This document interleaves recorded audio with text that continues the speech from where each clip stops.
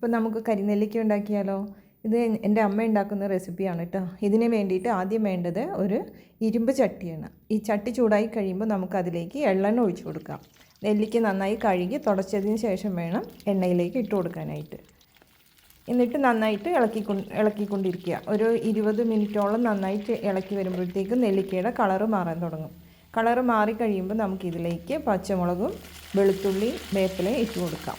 എന്നിട്ട് വീണ്ടും നമുക്കൊരു 10-15 മിനിറ്റ് വീണ്ടും വാട്ടി കഴിഞ്ഞിട്ട് അതിലേക്ക് നമുക്ക് കായപ്പൊടി ഇട്ട് കൊടുക്കാം. എന്നിട്ട് വീണ്ടും നല്ലോണം ഇളക്കിക്കൊണ്ടിരിക്കുക. അത് കഴിഞ്ഞിട്ട് കടുക് ചതച്ചതും ഉലുവ ചതച്ചതും ഇട്ട് കൊടുക്കുക. ഇതിൽ ചെയ്യേണ്ടത് എപ്പോഴും ഇങ്ങനെ നന്നായിട്ട് ഇളക്കിക്കൊണ്ടിരിക്കുക എന്നുള്ളതാണ്. പിന്നെ ഇതിനകത്തേക്ക് മുളക് പൊടിയും മഞ്ഞൾപ്പൊടിയും ഇട്ട് കൊടുത്ത് വീണ്ടും അതിനെ ഒരു 20 മിനിറ്റോളം സ്ലോ ഫ്ലെയിമിൽ വെച്ചിട്ട് ഇളക്കിക്കൊണ്ടിരിക്കുക. അപ്പോൾ നമുക്കൊന്ന് വെന്താന്ന് ചെക്ക് ചെയ്യാനായിട്ട് അതൊന്ന് പതിയെടുത്ത് പ്രസ് ചെയ്ത് നോക്കിയാൽ മതി.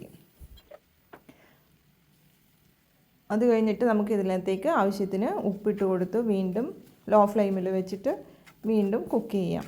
ഒരു 20 മിനിറ്റോളം അങ്ങനെ കുക്ക് ചെയ്ത് നമുക്ക് സ്റ്റൗ ഓഫ് ചെയ്യാം. ഓഫ് ചെയ്ത് കഴിഞ്ഞിട്ട് ഈ ചട്ടിയിൽ ഇങ്ങനെ തന്നെ നമുക്ക് ഒരു 2 ദിവസത്തോളം ഈ നെല്ലിക്കേനെ ഇങ്ങനെ തന്നെ വെച്ചേക്കണം. ആ ചട്ടിയിൽ നിന്ന് എടുത്ത് മാറ്റരുത്, ആ ചട്ടിയിൽ തന്നെ വെച്ചേക്കണം. അത് കഴിഞ്ഞിട്ട് നമുക്കിത് ഒരു ഗ്ലാസ് ജാറിലേക്ക് മാറ്റി വെച്ച് ആവശ്യമുള്ളപ്പോൾ ചോറിൻ്റെ കൂടെ കഴിക്കാം. അപ്പോൾ കരിനെല്ലിക്ക റെഡി. എല്ലാവരും ഒന്ന് ട്രൈ ചെയ്ത് നോക്കണം. എൻ്റെ വീഡിയോ ഇഷ്ടമായിട്ടുണ്ടെങ്കിൽ എൻ്റെ ചാനൽ സബ്സ്ക്രൈബ് ചെയ്യാനായിട്ട് മറക്കരുത്. Okay, by.